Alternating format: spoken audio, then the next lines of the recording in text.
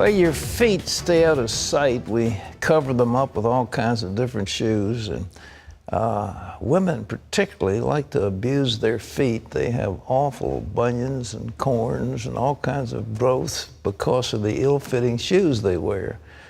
And the average person will walk 75,000 miles by the time he or she is 50. That's like walking 5 times around the earth. So all of us need to take care of those appendages that we take for granted. And as Jennifer Wishon reports, that starts with wearing comfortable shoes. Shoes, glorious shoes. You can't go wrong with the perfect pair of shoes. The right color and style can make you feel like a star. Put on the wrong pair and it's sheer agony. I keep the extra heels at work. Yeah, I have 2 pairs of heels in a drawer. The average American woman owns 17 pairs of shoes, but only wears 3 pairs on a regular basis. I think I own 25 pairs. Maybe around 15. The average man also owns about 17 pairs. I think 13 pairs. But not everyone can walk into a store and buy shoes off the rack. Being comfortable, appropriate for work, and somewhat stylish, all 3, and then in a size 11, it's hard to find. Such was the case for shoe designer Anya Liu. She had the opposite problem, finding shoes in her size, a 3.5. The former DuPont engineer and dancer started her multi-million-dollar company 8 years ago. My sister called me the day before her wedding and says, I need you to do me a favor. I need you to go buy me a pair of shoes. And even though her sister already had a pair of shoes, she could only wear them for a total of 15 minutes max. But some women choose fashion over sensibility and eventually end up here, in the office of Dr. Jennifer Purvis, a podiatrist in Northern Virginia. I tell people who have foot problems, put your tennis shoe or your sandal on while you're getting ready in the morning, and maybe even when you're driving to church, and then change into your shoe before you walk in. Most people will walk some 75,000 miles by the time they're 50. That's like walking around the earth 5 times. The foot and ankle is a very complex structure. There's 26 bones plus dozens of ligaments and tendons. The most common problems? Pain in the heel, arch, and ball of the foot, tendon issues in the ankles, bunions, hammer toes, and finally, toenails, ingrown and otherwise. And we make these worse by wearing the wrong shoes. There's a problem called pump bump, where the shoe actually can rub on the back of the heel. If you have fallen arches, you'll need more support than the typical flat shoe, flip-flop, or sandal may give. And what about those painful bunions and hammer toes? They're usually hereditary, but we tend to do things to our feet, such as squeeze them into pointy-toed shoes or pretty high heels. If you must wear a dress shoe, look for one with a heel that's 2 inches or less.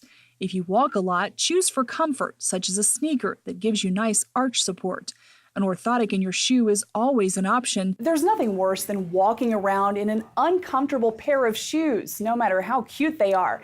But trends are changing, and that's good news for your feet. It's not just the type of situation where you just go make a shoe and put cushioning in it and also it's comfortable. You probably have to pay a little bit more for the shoes, but there's definitely some very cosmetically appealing shoes that patients wouldn't be embarrassed to walk around in that still give good support for the foot. Which brings us back to designer Anya Liu. The thought of wearing orthopedic shoes can be devastating.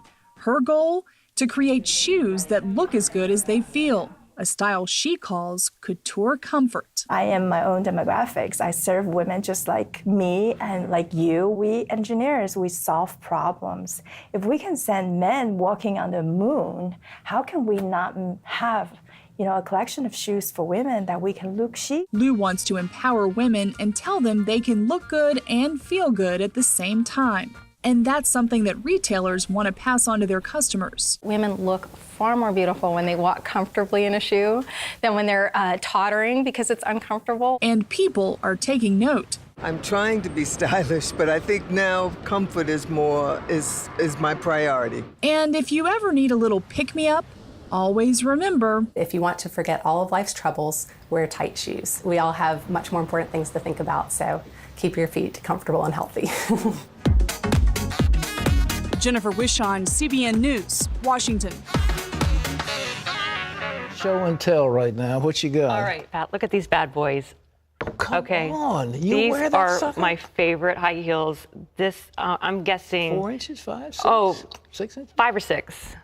So I go from Well, 5'6". don't they I go kill from your 5'6" feet? to about 5'11". How do you stand up in those things? Well, the key is you don't wear them all day. Like the lady said, you take, like this morning I'm getting ready, I'm wearing my flip-flops, and then I put these on, while I'm dressed up, because it makes you look so much better in a dress with a heel. Well, they kick the calf muscle up, and they make it, I think women think they make their legs sexy and stylish. Isn't that the idea? You guys love it. We do it for you guys. Oh, I'm so honored. I mean, seriously. But you got to be smart. I can't wear these all day, and I do like them. It's beautiful. Well, I don't know. I can't take this monster off. But Look at these shoes. Look at these boots. See, this is not fair. This is simply not fair. You're wearing these. Italian walking shoe, and it's very, very and comfortable. it actually matches your jacket. That's the reason I wore it. Very good job. Okay, but it's Italian, and it's very comfortable, and you just walk in it, and you can walk and hunt, and go out in the mountains and whatever. Exactly. You can go right out and but I don't do have whatever. high heels. But I'm glad. I tried to jog though. I used to jog, and I had built up jogging shoes, and I had a pair of flat heel shoes, and I went out running. And before it was finished, man, I had ruined my Achilles, and I also was looking at bone spurs and things like that, because your heel comes down and you're not used to it, and there's what's called plantar fasciitis. You've heard of that? Yes, I've had that before. You had that? Very painful. Yeah. Well, that when you pull, you pull the thing across your heel and expose that to pressure, and that's the plantar. And the fascia there gets inflamed, and it's painful. So yeah, wear the Italian walking shoes. Yes, sir. Not pointy toes.